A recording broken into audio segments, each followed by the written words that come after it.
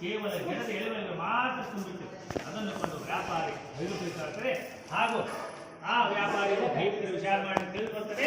ಆ ಸನ್ಯಾಸಿಗೆ ನಾವು ಸುಳ್ಳನ್ನು ಹೇಳಿದ್ದೇವೆ, ಗರ್ವದಿಂದ ಹೇಳಿದ್ದೇವೆ, ಶಕ್ತಿಯಿಂದ ಹೇಳಿದ್ದೇವೆ.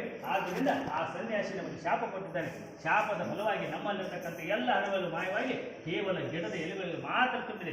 ಆದ್ದರಿಂದ ನಮ್ಮ ಹಣವನ್ನು ಪಡೆಯಬೇಕಾದರೆ ನಾವು ಅವನ ಹತ್ತಿರ ಹೋಗಿ ಆ ಪ್ರಾರ್ಥನೆ ಮಾಡಿ ಅವನಿಗೆ ಶರಣು ಹೋಗ್ಬೇಕಂತ ತಿಳ್ಕೊಂಡು ಹೇಳಿ ಇಬ್ಬರು ವ್ಯಾಪಾರಿಗಳು ಅದೇ ಸಮುದ್ರ ದಂಡೆಯಲ್ಲಿ ಕುಳಿತುಕೊಂಡಂಥ ಸನ್ಯಾಸಿಯ ಪಾದಗಳ ಮೇಲೆ ಬಿದ್ದು ಬೇಡಿಕೊಡ್ತಾರೆ. ಸನ್ಯಾಸಿ, ಕೆಟ್ಟ ಮಾತುಗಳನ್ನು ಆಡಿದ್ದೇವೆ, ನಿನಗೆ ಅಪಮಾನಪಡಿಸಿದ್ದೇವೆ, ಗರ್ವದಿಂದ ಹೇಳಿದ್ದೇವೆ, ಸುಳ್ಳನ್ನು ಹೇಳಿದ್ದೇವೆ. ಆದ್ದರಿಂದ ನಮ್ಮ ಅಪರಾಧ ಕ್ಷಮಿಸು, ನಮ್ಮ ಹಣವೆಲ್ಲ ತಿರುಗಿ ಬರುವಂತೆ ಮಾಡು ತಿಳ್ಕೊಂಡು ಹೇಳಿ ಅವನ ಪಾದಗಳ ಮೇಲೆ ಬಿದ್ದು ಬೇಡಿಕೊಂಡಾಗ ಆ ಸನ್ಯಾಸಿ ರೂಪಿಯಾದಂಥ ಭಗವಂತನು ತನ್ನ ಭವ್ಯವಾದ ದಿವ್ಯವಾದ ಸ್ವರೂಪವನ್ನು ತೋರಿಸಿ ಹೇಳ್ತಾನೆ, ವ್ಯರ್ಥವಾಗಿ ಕಾಲ ಕಳೆದು ಇನ್ನು ಮುಂದೆ ವ್ಯಾಪಾರಿಗಳು ಸುಳ್ಳನ್ನು ಹೇಳಿಬಿಡಿರಿ, ನನ್ನ ಪೂಜೆಯನ್ನು ಮಾಡಿರಿ, ನನ್ನ ಸೇವೆಯನ್ನು ಮಾಡಿದ್ದಾರೆ, ನಿಮಗೆ ಯಾವ ಕಷ್ಟಗಳು ಬರುವುದು ತಿಳ್ಕೊಂಡು ಹೇಳಿ ಇಬ್ಬರು ವ್ಯಾಪಾರಿಗಳು ಬೇಡಿದ ವರಗಳನ್ನ ಪೂರ್ಣ ಮಾಡಿಕೊಟ್ಟು ಆ ಸನ್ಯಾಸಿ ರೂಪಿಯಾದ ಭಗವಂತನು ಅಲ್ಲಿ ಕಾಣದ ಹಾಗಾಗ್ತಾನೆ.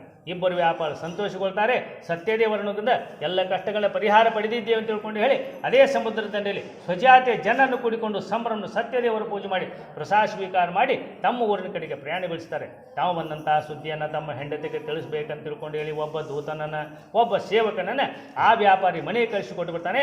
ಆ ವ್ಯಾಪಾರಿ ಮನೆಗೆ ಹೋದಂತಹ ಸೇವಕ ಅಲ್ಲಿರ್ತಕ್ಕಂಥ ಅವನ ಹೆಂಡತಿಗೆ ಭೇಟಿಯಾಗಿ ಹೇಳ್ತಾನೆ, ತಾಯಿ, ನಿನ್ನ ಪತಿಯಾದ ಸಾಧು ಬಹಳ ಹಣವನ್ನು ತುಂಬಿಕೊಂಡು ನಗರ ಸಮೀಪದಲ್ಲಿ ಅಳಿಯನನ್ನು ಕರೆದುಕೊಂಡು ಬಂದಿದ್ದ.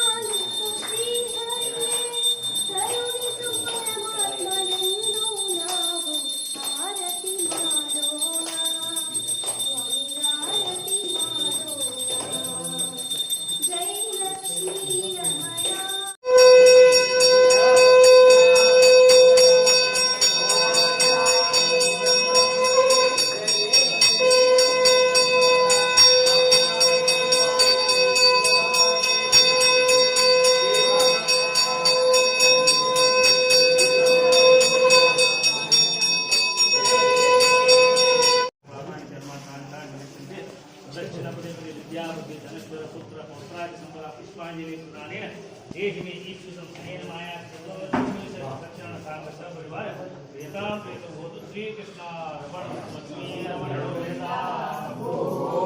सर्वस्वं तं न प्रभो विश्वमूर्ते